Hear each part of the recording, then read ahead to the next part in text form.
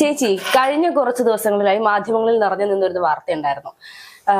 എങ്ങനെ കുടുംബ ബന്ധം നല്ല രീതിയിൽ പോകാം, വഴക്കില്ലാതെ പോകാം എന്ന് പറഞ്ഞുകൊണ്ട് ജനങ്ങളുടെ അല്ലെങ്കിൽ ഒരുപാട് ആളുകളുടെ വഴക്ക് മാറ്റിയ, കുടുംബ വഴക്കുകൾ മാറ്റിയ രണ്ട് ദമ്പതികള് പിന്നീട് അവർ തമ്മിൽ വലിയ രീതിയിലുള്ള വഴക്കുകൾ ഉണ്ടാവുന്നത് അത് മാധ്യമങ്ങളിൽ വലിയ ചർച്ചയാവുന്നതൊക്കെ നമ്മൾ കണ്ടിരുന്നു. യഥാർത്ഥത്തിൽ സോഷ്യൽ മീഡിയയിലൂടെ വന്ന് കുടുംബ ബന്ധങ്ങളുടെ വിലയെ കുറിച്ച് ഘോരം പ്രസംഗിക്കുന്ന ആളുകള് യഥാർത്ഥ ജീവിതത്തിൽ അവര് വിജയിച്ചു തന്നെയാണോ നിൽക്കുന്നത്? ഹർഷ, നമുക്ക് ഇതിനെ കുറിച്ച് ആധികാരികമായിട്ട് സംസാരിക്കാൻ നമുക്ക് പറ്റില്ല. കാരണം എന്താണ് ആക്ച്വലി സംഭവിച്ചെന്നുള്ളതിന്റെ പൂർണ്ണമായിട്ടുള്ള വിവരണങ്ങൾ ഇതുവരെ വന്നിട്ടില്ല. പക്ഷെ മിസ്റ്റർ മാരിയോട്ട് അദ്ദേഹം പറയുകയുണ്ടായി, ഭാര്യ പൂർണ്ണമായിട്ടും മദ്യത്തിന് അഡിക്റ്റ് ആണെന്നും അവര് കാശിനോടുള്ള ആസക്തി കാരണം ഒത്തിരിയേറെ ക്രിമിനൽ വാസനയുള്ള സ്ത്രീയാണെന്നൊക്കെയാണ് അദ്ദേഹം പറയുന്നത്. ഇതിന് എത്രത്തോളം നമുക്ക് ആധികാരികമായിട്ട് സംസാരിക്കാൻ പറ്റുമെന്ന് അറിയില്ല. രണ്ടുപേരുടെയും ഭാഗത്തുള്ളത് നമ്മൾ ഇതുവരെ കേട്ടിട്ടില്ല. ഒരു പക്ഷം മാത്രമാണ് നമ്മൾ ഇതുവരെ കേട്ടുകൊണ്ടിരിക്കുന്നത്. അല്ല, ഈ ഒരു ഇതിനോടൊപ്പം തന്നെ വരുന്ന വാർത്തകളായിരുന്നു. അതായത് ഒരു ഭർത്താവ് എന്ത് പറയുന്നു അതനുസരിച്ച് ഭാര്യ നിൽക്കുകയാണെങ്കിൽ ഒരു കുടുംബത്തിൽ വഴക്കില്ലാതെ പോകാൻ സാധിക്കും. പക്ഷെ ഇത് എത്രത്തോളം പ്രാവർത്തികമാണ്? ഭർത്താവ് പറയുന്നത് മാത്രം കേട്ടുകൊണ്ട് ഭാര്യയെ ജീവിക്കണമെന്ന് പറഞ്ഞാൽ അത് നടക്കൂ? ഏതെങ്കിലും സ്ത്രീകൾ അങ്ങനെ ചെയ്യൂ? ഇന്നത്തെ സമൂഹത്തിൽ എന്തായാലും അത് പ്രാവർത്തികമാകും എന്ന് എനിക്ക് തോന്നുന്നില്ല. ഭർത്താവ് പറയുന്നത് മാത്രം അനുസരിച്ചുകൊണ്ട് ഒരു കുടുംബജീവിതം മുമ്പോട്ട് പോകുമോ? തീർച്ചയായിട്ടും ഇല്ല. നമ്മളൊക്കെ കുടുംബത്തിൽ ജീവിക്കുന്നവർ തന്നെയാണ്. നമുക്ക് തീർച്ചയായിട്ടും ഭർത്താവ് പറയുന്നത് മാത്രം കേട്ടുകൊണ്ട് ഒരു കുടുംബജീവിതം മുന്നോട്ട് പോകില്ല. പക്ഷെ വേറൊരു കാര്യം കൂടി ചിന്തിക്കണം. ഭർത്താവ് പറയുന്നതിൽ പ്രസക്തി ഉണ്ടോ എന്നുള്ളത് ചിന്തിക്കേണ്ടത് സ്ത്രീകളുടെ ഉത്തരവാദിത്വം തന്നെയാണ്, നല്ലൊരു ദാമ്പത്യ ജീവിതത്തിന് വേണ്ടിയിട്ട്. പിന്നെ അതേപോലെ തന്നെ സ്ത്രീകൾ സംസാരിക്കുമ്പോൾ പണ്ടത്തെ ഒരു ആക്ഷേപമാണ് സ്ത്രീകൾ കേൾക്കേണ്ട ആവശ്യമില്ല എന്ന്. അതായത് പെൺബുദ്ധി പിൻബുദ്ധി എന്ന് പറഞ്ഞിട്ടൊരു പഴഞ്ചൊല്ല്. ഇപ്പൊ സ്ത്രീകളെ സംബന്ധിച്ച് നോക്കുകയാണെങ്കിൽ ഇപ്പൊ 21ാം നൂറ്റാണ്ടാണ്. നമുക്കറിയാം ഈ ഒരു സമയത്ത് സ്ത്രീകൾ അവരുടേതായിട്ടുള്ള ഇഷ്ടങ്ങൾക്കൊപ്പം ജീവിക്കുകയും അതേസമയം തന്നെ കുടുംബ ബന്ധങ്ങളും അല്ലെങ്കിൽ ഈ പറയുന്നത് പോലെ ജീവിതവും അതുപോലെ തന്നെ ജോലിയും ഒരുപോലെ കൊണ്ടുപോകുന്ന സ്ത്രീകൾ ഒരുപാട് നമുക്ക് ചുറ്റുമുണ്ട് എന്നുള്ളതാണ്. പക്ഷെ അതെല്ലാം തന്നെ ഈ പറയുന്നത് പോലെ ഭർത്താവിന്റെ ഇഷ്ടത്തിന് ജീവിക്കുന്ന സ്ത്രീകളല്ല. പക്ഷെ എന്നിട്ടും അവരുടെ ലൈഫ് സക്സസ്ഫുൾ ആണെന്ന് നമുക്ക് എക്സ്പെക്ട് ചെയ്യാം. ഉള്ളിൽ എന്താണ് നടക്കുന്നത് എന്നുള്ളത് നമുക്കറിയാൻ ബുദ്ധിമുട്ടാണ്. ഇപ്പോൾ നമ്മുടെയൊക്കെ ജീവിതങ്ങളാണെങ്കിൽ പോലും കല്യാണം കഴിഞ്ഞ് നമ്മുടെ ജോലിയും ജീവിതവും ഒരുപോലെ മുന്നോട്ട് കൊണ്ടുപോകുന്ന സാഹചര്യത്തിൽ വഴക്കുകളും പിണക്കങ്ങളും ഒക്കെ ഉണ്ടാവും. പക്ഷെ ഒരാൾ പറയുന്നത് മാത്രം കേട്ടുകൊണ്ട് ജീവിക്കണം എന്ന് പറഞ്ഞാൽ അത് പോസിബിൾ ആണോ? ഇപ്പൊ തിരിച്ചാണെങ്കിലും ചില സ്ത്രീകളെങ്കിലും പറയും, അല്ലെങ്കിൽ ചില ട്രോൾ പേജുകളിലെങ്കിലും ഉണ്ട്, പെണ്ണെന്ത് പറയുന്നു അത് കേട്ടാൽ മതിയാടാ, പിന്നെ പ്രശ്നമൊന്നും ഉണ്ടാവില്ല, നിന്റെ ജീവിതം സെറ്റ് ആയിരിക്കും എന്ന് പറയുന്ന ഒരുപാട് ട്രോൾ പേജുകൾ നമ്മൾ കണ്ടിട്ടുണ്ട്. ആണ് പറയുന്നതോ പെണ്ണ് പറയുന്നതോ ഒരു ദാമ്പത്യ ജീവിതത്തിൽ ഒരു വ്യക്തി പറയുന്നത് മാത്രം കേട്ടുകൊണ്ട് മറ്റൊരാൾ അടിഞ്ഞ് ജീവിക്കണമെന്ന് പറയുന്നതിൽ എന്ത് ന്യായമാണുള്ളത്? അതിൽ തീർച്ചയായിട്ടും ഒരു ന്യായവും ഇല്ല. പക്ഷെ ഒരാണ് പറയുന്നത് മാത്രം കേട്ട് ജീവിക്കണം എന്നുള്ളതല്ല. രണ്ടുപേരും ഇപ്പൊ ഒരു കുടുംബം എന്ന് പറഞ്ഞ് നമ്മൾ വരുമ്പോ ആണാണെങ്കിലും സ്ത്രീ ആണെങ്കിലും പുരുഷനും സ്ത്രീയും ഒരേപോലെ ഒരുമിച്ചെടുക്കുന്ന തീരുമാനങ്ങൾ ഉണ്ടാവണം. പക്ഷെ അതിൽ നമുക്ക് ഓപ്പോസിറ്റ് ആയിട്ടുള്ള ഒരു അഭിപ്രായം വന്നാൽ പോലും അത് ഫാമിലിയാണ്, നമ്മൾ ഒരുമിച്ചിരുന്ന് സംസാരിച്ച് തീർക്കേണ്ട വിഷയങ്ങൾ തന്നെയാണെങ്കിൽ തീർച്ചയായിട്ടും കേക്ക് തന്നെ വേണം. പിന്നെ മുൻകാലങ്ങളിൽ സംസാരിച്ചുകൊണ്ടിരുന്നു പെൺബുദ്ധി പിൻബുദ്ധിയാണെന്ന്. പക്ഷെ അങ്ങനെയാണോ? ഹർഷയ്ക്ക് തോന്നുന്നുണ്ടോ? ഇപ്പൊ ഹർഷ ഇവിടെ ഇരിക്കുന്നു, ഹർഷ വീട്ടിൽ എത്ര ജോലി കഴിഞ്ഞിട്ടായിരിക്കും ഇവിടെ വന്ന് ഇപ്പൊ ഈ ഒരു പൊസിഷനിൽ നിൽക്കുന്നുണ്ടാവുക. നമ്മൾ എല്ലാവരും അച്ചീവ് ചെയ്യുന്നവർ തന്നെയാണ്. നമ്മുടെ സ്ത്രീകൾ എന്ന് പറയുമ്പോൾ എസ്പെഷ്യലി മൾട്ടി ടാസ്ക് ചെയ്യുന്ന ആൾക്കാരാണ്. ഇപ്പൊ പുരുഷന്മാർക്ക് അത്രത്തോളം എത്താൻ സാധിക്കുമോ എന്ന് ചോദിച്ചിട്ടുണ്ടെങ്കിൽ അവിടെ ഒരു ചോദ്യചിഹ്നം തന്നെയാണ്. അതെ, പക്ഷെ ഇപ്പോഴും പുരുഷന്മാർ പറയുന്നത് സ്ത്രീകൾ പലപ്പോഴും പുരുഷന്മാരുടെ പിന്നിലാണ്, അല്ലെങ്കിൽ അവർ ചെയ്യുന്ന കാര്യങ്ങളൊന്നും സ്ത്രീകൾക്ക് ചെയ്യാൻ സാധിക്കില്ല എന്നാണ് പറയുന്നത്. നമുക്കറിയാം നമുക്കറിയാം പുരുഷന്മാർ കായികപരമായി കുറച്ചുകൂടെ മുൻപിലാണ്, അവരുടെ ആരോഗ്യപരമായി അവർ കുറച്ചുകൂടെ മുൻപിലാണ്. അതെല്ലാം നമ്മൾ അംഗീകരിക്കുക തന്നെയാണ്. പക്ഷെ എന്ന് പറഞ്ഞുകൊണ്ട് സ്ത്രീകൾക്ക് ഒരിക്കലും പുരുഷന്മാർ ചെയ്യുന്ന ജോലികളെല്ലാം ഒന്നും പൂർണ്ണമായും ചെയ്യാൻ സാധിക്കില്ല എന്ന് പറഞ്ഞാൽ അത് അംഗീകരിച്ചു കൊടുക്കാൻ ഒരു സ്ത്രീ എന്ന നിലയ്ക്ക് ബുദ്ധിമുട്ടായിരിക്കും.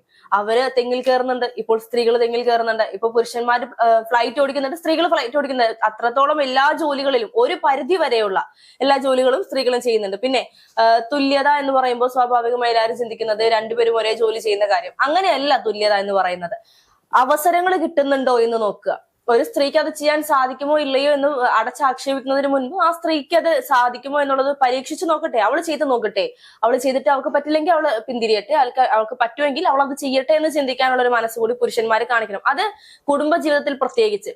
നമുക്കറിയാം കുറെ കുടുംബജീവിതത്തിൽ പ്രശ്നങ്ങൾ ഉണ്ടാകുന്നത് കുട്ടികള് വഴിതെറ്റി പോകുമ്പോൾ, അല്ലെങ്കിൽ കുട്ടികൾ ഏതെങ്കിലും ഒരു ഇതില് നമ്മൾ വിചാരിക്കുന്നതിൽ നിന്നും വഴി തിരിഞ്ഞു പോകുമ്പോൾ, അല്ലെങ്കിൽ ഭർത്താക്കന്മാർ ചിലപ്പോൾ കല്യാണം കഴിഞ്ഞ് കുറച്ച് നാൾ കഴിയുമ്പോൾ ഭർത്താക്കന്മാർ അവരുടെ ഇഷ്ടത്തിന് വേറെ പോകുമ്പോഴേക്ക് അത് സ്ത്രീയുടെ പിടിപ്പുകേട് കൊണ്ടാണ്, സ്ത്രീയുടെ അഹങ്കാരമാണ്, അല്ലെങ്കിൽ അവള് നോക്കേണ്ടതായിരുന്നില്ലേ, കുഞ്ഞിനെയാണെങ്കിലും ഭർത്താവിനാണെങ്കിലും അവള് നോക്കേണ്ടതായിരുന്നു എന്ന് പറയുന്നുണ്ട്. യഥാർത്ഥത്തിൽ ഒരു സ്ത്രീ വിചാരിച്ചത് കൊണ്ട് മാത്രം ഒരു കുടുംബം മുന്നോട്ട് കൊണ്ടുപോകാൻ സാധിക്കുമോ? പ്രത്യേകിച്ച് മക്കളെ. ഹർഷ, ഈ ടോപ്പിക്കിനെ കുറിച്ച് നമുക്ക് കുറച്ചുകൂടി ഡീറ്റെയിൽ ആയിട്ട് സംസാരിക്കേണ്ട ഒരു ആവശ്യമുണ്ട്. കാരണം എന്താണെന്ന് വെച്ച് കഴിഞ്ഞിട്ടുണ്ടെങ്കിൽ ഒരു കുടുംബ ജീവിതത്തില് ഒരു കുഞ്ഞ് വഴിതെറ്റി പോകുന്നത് ഒരിക്കലും ഒരു അമ്മയുടെ പിടിപ്പുകേട് കൊണ്ടിട്ടല്ല, അതേപോലെ തന്നെ ഒരു അച്ഛന്റെ പിടിപ്പുകേട് കൊണ്ടിട്ടും അല്ല. കുടുംബം എന്ന് പറഞ്ഞാൽ എന്താണ്? കൂടുമ്പോൾ ഇമ്പമുള്ളതാണ് കുടുംബം. ആ കുടുംബത്തിനെ സംരക്ഷിക്കേണ്ട ഉത്തരവാദിത്തം അച്ഛനും അമ്മയ്ക്കും ഉണ്ട്. അതേപോലെ ആ കുടുംബത്തിന്റെ ഒത്തൊരുമിച്ച് അതിനുള്ള ഒരു സ്വരച്ചേർച്ചയോടുകൂടി നമ്മൾ എങ്ങനെയാണ് ഒരു സ്നേഹം, ഇപ്പൊ എല്ലാവരും മൊബൈലിൽ അഡിക്റ്റഡ് ആണ്. ഇപ്പൊ നല്ലൊരു പാരന്റിങ് ഉണ്ടോ എന്ന് ചോദിച്ചു കഴിഞ്ഞിട്ടുണ്ടെങ്കിൽ സംശയമല്ലേ. ഇപ്പൊ അച്ഛൻ അമ്മ രണ്ടുപേരുടെ കരിയറിലും ഫോക്കസ്ഡ് ആണ്. അതേപോലെ നമ്മൾ പോകുമ്പോൾ ഒരിക്കലും ഈ കുടുംബം അല്ലെങ്കിൽ കുടുംബ ജീവിതത്തില് പുരുഷന്മാര് പരസ്ത്രീ ബന്ധം വെക്കുന്നു, അല്ലെങ്കിൽ സ്ത്രീകള് പല പുരുഷന്മാരുടെ കൂടെ പോകുന്നു, അല്ലെങ്കിൽ ഇങ്ങനെയുള്ള കുറെ പ്രശ്നങ്ങൾ വരുന്നു, കുട്ടികൾ വഴിതെറ്റി പോകുന്നു. എന്തുകൊണ്ട് ഇതൊക്കെ സംഭവിക്കുന്നു? നിങ്ങൾക്ക് ഒരുമിച്ചിരുന്ന ഒരു ഫാമിലി ടൈം എന്ന് പറയുന്നത് കിട്ടുന്നുണ്ടോ? ഒരു ക്വാളിറ്റി ടൈം കിട്ടുന്നുണ്ടോ എന്നുള്ളത് ആദ്യം ചിന്തിക്കുക. എല്ലാവരും ഇപ്പൊ അമ്മമാരെന്ന് പറയുന്നത് ഒരിക്കലും കുഞ്ഞുങ്ങളുടെ കാര്യം മാത്രം നോക്കി നമ്മൾ ഉത്തമ കുലസ്ത്രീയായിട്ട് കുടുംബത്ത് ഒതുങ്ങി കഴിഞ്ഞാൽ, ഞാൻ പറയട്ടെ, കുറച്ചു വർഷം കഴിയുമ്പോൾ ഈ കുഞ്ഞുങ്ങളൊക്കെ വലുതാവും.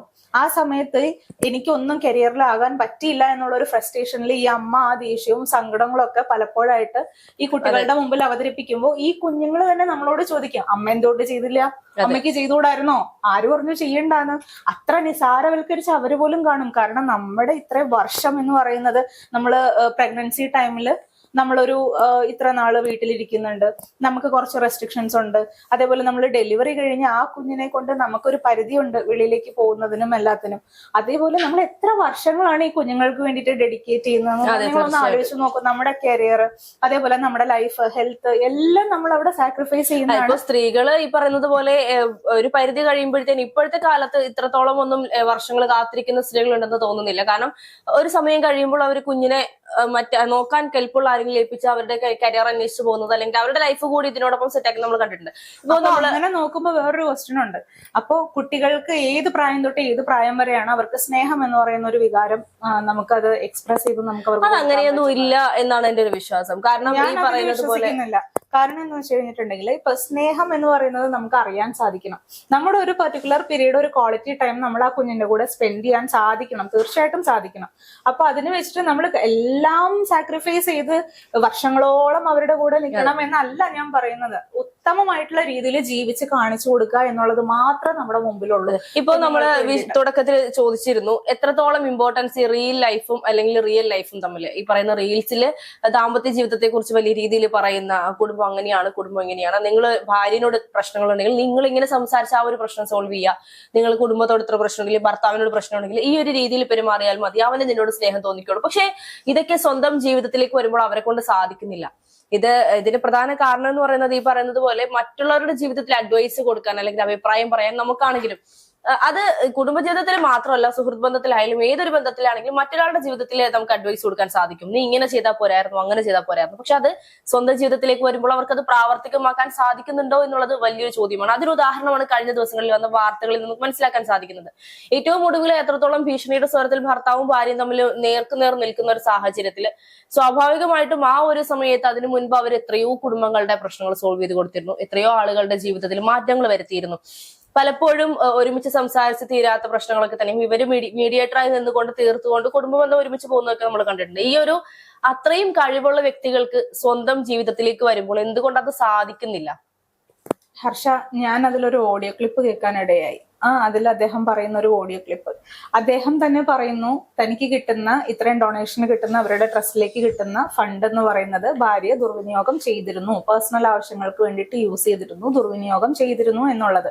അപ്പൊ ഇത് അദ്ദേഹത്തിനും കൂടി അറിയായിരുന്നു.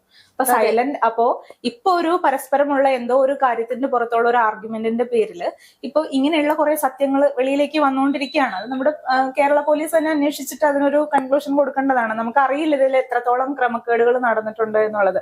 ഇതെല്ലാം നമ്മളൊരു നല്ലൊരു ഉദ്ദേശത്തിന് വേണ്ടിയിട്ടെന്ന് വിചാരിച്ച് ഡൊണേറ്റ് ചെയ്ത കുറെ പാവം പിടിച്ച മനുഷ്യരുടെ കാശാണ്. അത് അവര് ഇങ്ങനെയുള്ള കാര്യങ്ങൾക്ക് ഉപയോഗിച്ചിട്ടുണ്ടെന്നുണ്ടെങ്കിൽ ചിലപ്പോൾ നല്ല കാര്യങ്ങൾക്ക് വിനിയോഗിച്ചിട്ടില്ല എന്നല്ല ഞാൻ പറയുന്നത്, വിനിയോഗിച്ചിട്ടുണ്ടാകും. പക്ഷെ ഇതിലുള്ള ക്രമക്കേടുകൾ എന്ന് പറയുന്നത് തീർച്ചയായിട്ടും അന്വേഷിക്കണം. ഇപ്പൊ ഇങ്ങനെ ഒരു പ്രശ്നം വന്നതുകൊണ്ടിട്ട് മാത്രമാണ് അദ്ദേഹം തന്റെ ഭാര്യ ചെയ്തിരുന്നു എന്നുള്ളത് സമൂഹത്തിന് മുമ്പിൽ തുറന്ന് പറയാൻ ധൈര്യം കാണിച്ചത്. അപ്പൊ ഇപ്പോഴും ഇങ്ങനൊരു ഇവര് തമ്മിലുള്ള ഈ ഒരു പേഴ്സണൽ പ്രശ്നങ്ങൾ വെളിയിൽ അറിഞ്ഞില്ലായിരുന്നു എന്നുണ്ടെങ്കിൽ ഇത് എത്ര വർഷം തുടർന്നു പോയേനെ, എത്ര വർഷമായി ഈ അലിഗേഷൻസ് നടക്കുന്നു എന്നുള്ളത് നമുക്കറിയില്ല. ഇതിൽ പെടുന്നത് കുട്ടികളാണ്. അതിൽ ആ കുഞ്ഞിന്റെ ഓഡിയോ നമുക്ക് കേൾക്കാം. അപ്പൊ പക്ഷെ ഇതില് മുതിർന്ന കുട്ടിയാണ്, ആ കുട്ടിയുടെ ഏജ് എത്രയാണെന്ന് എനിക്ക് അറിയില്ല. പക്ഷെ അതിൽ പോലും ഇവർ എന്തിന്റെ പേരിലാണ് ഈ ആർഗ്യുമെന്റ്സ് നടത്തുന്നതെന്ന് അറിയില്ല. ഇപ്പൊ അച്ഛനാണ് വന്ന് സംസാരിക്കുന്നത്, ഭാര്യ ഇത്തരത്തിലുള്ള ഒരു സ്ത്രീയാണ്, ഇങ്ങനെയൊക്കെയാണ് അവർ പ്രവർത്തിച്ചിരുന്നതെന്നുള്ളത്. ഈ കുഞ്ഞുങ്ങളും സ്വത്തിന് വേണ്ടിയിട്ടാണോ ഈ ആർഗ്യൂ ചെയ്യുന്നത് എന്നോ നമുക്കറിയില്ല. അദ്ദേഹം പറയുന്നത് ആ ഒരു പോയിന്റിലേക്കാണ് അദ്ദേഹം ചൂണ്ടിക്കാണിക്കുന്നത്. നമ്മൾ പല റീൽസ് കാണുമ്പോഴും അവരുടെയൊക്കെ ജീവിതം എന്ത് സുഖമാണെന്ന് ചിന്തിക്കുന്ന ഒരുപാട് ആളുകൾ നമ്മൾ തന്നെയാണെങ്കിലും പലരുടെയും ജീവിതങ്ങളും നമ്മൾ അങ്ങനെ ചിന്തിച്ചിട്ടുണ്ട്. നമ്മുടെ ജീവിതത്തിൽ ചെറിയ ചെറിയ പ്രശ്നങ്ങൾ വരുമ്പോൾ അവരുടെയൊക്കെ ലൈഫ് നോക്ക് എന്തൊരു സുഖമാണ്, പക്ഷെ നമ്മുടെ ജീവിതം നോക്ക് എന്ന് പറയുമ്പോൾ യഥാർത്ഥത്തിൽ ഇങ്ങനെ ചിന്തിക്കുന്നവർ ഒരുപക്ഷെ നമ്മളെക്കാൾ മോശമായ ജീവിത സാഹചര്യത്തിലൂടെ, നമ്മളെക്കാൾ മോശമായ അത്രത്തോളം ദുർബലമായ ദാമ്പത്യ ജീവിതത്തിലൂടെയൊക്കെ ആയിരിക്കാം പലരും. തീർച്ചയായിട്ടും ഇപ്പോഴുള്ള എല്ലാവരുടെയും ഒരു ജീവിത രീതി എന്ന് പറയുന്നത് മറ്റുള്ളവരുടെ സ്റ്റാറ്റസ്, സോഷ്യൽ മീഡിയയിൽ അവർ എന്താണ് പോസ്റ്റ് ചെയ്തിരിക്കുന്നത് അതാണ് അവരുടെ ജീവിതം എന്ന് സങ്കല്പിച്ചുകൊണ്ട് അതേപോലെ ആവണം നമ്മൾക്കും. അടുത്ത ആഴ്ച ഇവര് ഈ സ്ഥലത്ത് പോയി വീഡിയോ എടുത്തിട്ടുണ്ടെങ്കിൽ അതിന്റെ അടുത്ത ആഴ്ച നമുക്ക് വേറെ രീതിയിൽ ഏത് രീതിയിൽ റീല് ക്രിയേറ്റ് ചെയ്യാം, അല്ലെങ്കിൽ എങ്ങനെ വാട്സപ്പിൽ സ്റ്റാറ്റസ് ഇടാം. അതായത് സ്റ്റാറ്റസ് എന്ന് പറയുന്നത് അവരുടെ പേഴ്സണൽ ജീവിതത്തിന്റെ സ്റ്റാറ്റസ് നിലവാരമായിട്ടാണ് ഇപ്പൊ എല്ലാവരും കണക്കാക്കിക്കൊണ്ടിരിക്കുന്നത്, അല്ലെ? അപ്പോ അത് തീർച്ചയായിട്ടും തെറ്റായിട്ടുള്ള ഒരു കാഴ്ചപ്പാട് തന്നെയാണ്. നമ്മുടെ തലച്ചോറിന്റെ ഉള്ളിലേക്ക് നമുക്ക് ആവശ്യമുള്ള ഇൻഫർമേഷൻസും നമുക്ക് അനാവശ്യമായിട്ടുള്ള ഇൻഫർമേഷൻസും എല്ലാം നമ്മൾ കുത്തി കയറ്റിക്കൊണ്ടിരിക്കുകയാണ്. സോഷ്യൽ മീഡിയ എന്ന് പറയുന്നത് ഈ റീൽസ് അല്ല ശരിക്കുമുള്ള റിയൽ ലൈഫ് എന്ന് പറയുന്നത്. നമ്മളൊക്കെ വീട്ടിൽ ജോലി ചെയ്യുമ്പോഴത്തേക്കും ഹസ്ബൻഡ് വന്നു കഴിഞ്ഞിട്ടുണ്ടെങ്കിൽ ഇപ്പൊ നമ്മള് സാധാരണ രീതിയിൽ ഒരു ക്വാളിറ്റി ടൈം നമ്മൾ സ്പെൻഡ് ചെയ്യുന്നുണ്ട്. ഈ ബിസി ഷെഡ്യൂളിൽ ബിസി ആയിട്ടുള്ള ഒരു ജീവിത രീതിയിൽ നമ്മൾ ഈ റീലിലൊക്കെ കാണുന്ന പോലെയാണോ വീട്ടിൽ പലപ്പോഴും ബിഹേവ് ചെയ്യാറുള്ളത്? ഒരിക്കലും അല്ല. അപ്പോ ഇതൊക്കെ ഇപ്പോഴുള്ള സമൂഹത്തിനെന്ന് വെച്ചാൽ തെറ്റിദ്ധരിക്കപ്പെടുകയാണ്. റിയൽ ജീവിതം എന്താണെന്നുള്ളതും റീൽ എന്താണെന്നുള്ളതും ഒക്കെ ഇപ്പൊ സിനിമയിൽ അഭിനയിക്കുന്ന അത് തന്നെയാണോ നമ്മൾ വീട്ടിൽ കാണിക്കുന്നത്? അതല്ലെങ്കിൽ ഡെയിലി ഇപ്പോ സീരിയലുകൾ, അതായത് പരമ്പരകള് ഇപ്പൊ വൈകുന്നേരം 6 മണി തൊട്ട് രാത്രി 10, 10:30, 11 മണി വരെയൊക്കെ സീരിയൽസ് പോകുന്നുണ്ട്. അവർ അടുക്കളയിൽ നിൽക്കുമ്പോഴത്തേക്ക് വളരെ മനോഹരമായിട്ടുള്ള സാരിയൊക്കെ കൊടുത്തിട്ടാണ് വീടടിച്ചു വരുന്നതും അങ്ങനെയുള്ള കാര്യങ്ങളൊക്കെ കാണിക്കുന്നത്. ഇതേപോലെയാണോ നമ്മൾ റിയലി വീട്ടില്? അല്ല. തീർച്ചയായിട്ടും എല്ലാം തമ്മിലുള്ള ഒരു അന്തരവും വ്യത്യാസവും എല്ലാം ഉണ്ട്. അതൊക്കെ പൊതുസമൂഹം മനസ്സിലാക്കുക എന്നുള്ളത് വലിയൊരു കാര്യം തന്നെയാണ്. നമ്മൾ വീട്ടിലിരിക്കുന്ന സ്ത്രീകളെ ഏറ്റവും കൂടുതൽ മനസ്സിലാക്കണം. അതിൽ കാണുന്നതൊന്നും അല്ല നമ്മുടെ ജീവിതം എന്ന് പറയുന്നത്.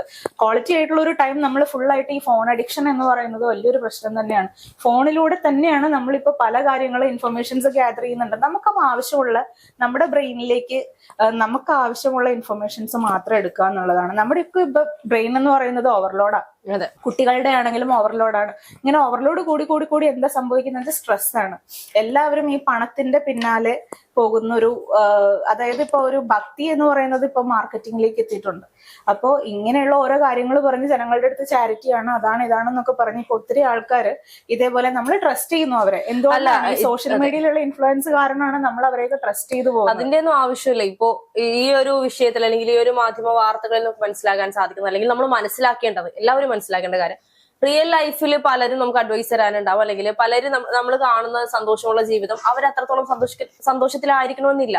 അതുപോലെ തന്നെ നമ്മുടെ ജീവിതവും അവരവരുടെ ജീവിതം എങ്ങനെയാണ് മുന്നോട്ട് കൊണ്ടുപോകേണ്ടത് എന്നുള്ളത് അവരവർ ചിന്തിക്കുക. ഇനി പറ്റുന്നില്ലേ അവിടെ വെച്ച് സ്റ്റോപ്പ് ചെയ്യുക. മറ്റൊരാളുടെ അഡ്വൈസ് കേട്ടുകൊണ്ട് കടിച്ചു പിടിച്ചുകൊണ്ട് കുറെ നാൾ ജീവിച്ച് പിന്നീട് എവിടെയും എത്താതെ ആവുന്നതിനേക്കാൾ എന്തുകൊണ്ടും നല്ലത് നമ്മളെ കൊണ്ടാവുന്നുണ്ടോ നോക്കുക, പാച്ചപ്പ് ചെയ്ത് പോകാൻ സാധിക്കും നോക്കുക. പറ്റില്ല, ഒരു പരിധി കഴിഞ്ഞിട്ട് നമുക്ക് സാധിക്കുന്നില്ലെങ്കിൽ അവിടെ വെച്ച് അത് സ്റ്റോപ്പ് ചെയ്യാന്ന് മാത്രമേ ഉള്ളൂ. തീർച്ചയായിട്ടും ഹർഷ, ഇനിയും ഇതേപോലെ ഇനി എത്ര കേസുകൾ ഇനി നമ്മുടെ സമൂഹത്തിൽ നമ്മൾ ഇനി കാണാൻ കിടക്കുന്നു എന്നുള്ളത് അറിയില്ല.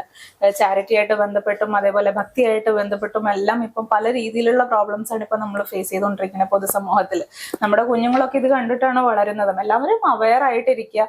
പിന്നെ ഈ സോഷ്യൽ മീഡിയയിൽ വളരെ ഇന്റിമസി ആയിട്ട് വന്ന ഫോട്ടോസും റീൽസും ഒക്കെ കണ്ടിട്ട് ഇതാണ് അവരുടെ ജീവിതം എന്ന് ഒരിക്കലും കാൽക്കുലേറ്റ് ചെയ്യാതിരിക്കുക. കാരണം ഇതിനേക്കാളും ഒക്കെ വളരെ ബ്യൂട്ടിഫുൾ ആണ് നമ്മുടെ റിയൽ ലൈഫിലുള്ള നമ്മുടെ ജീവിതം എന്ന് പറയുന്നത്. നമ്മുടെ കുട്ടികള് നമ്മളെപ്പോഴും ഫോക്കസ്ഡ് ആയിട്ടിരിക്കുക, നമ്മുടെ ഫാമിലി ലൈഫ് സ്പോയിൽ ആവാതെ നമ്മൾ ഏറ്റവും യൂണിറ്റിയോടുകൂടി നല്ലൊരു ജീവിതം ജീവിക്കാൻ നമുക്ക് ഈശ്വരൻ സർവേശ്വരൻ ഐശ്വര്യങ്ങളൊക്കെ തരട്ടെ. അതിനു വേണ്ടിയിട്ടായിരിക്കട്ടെ.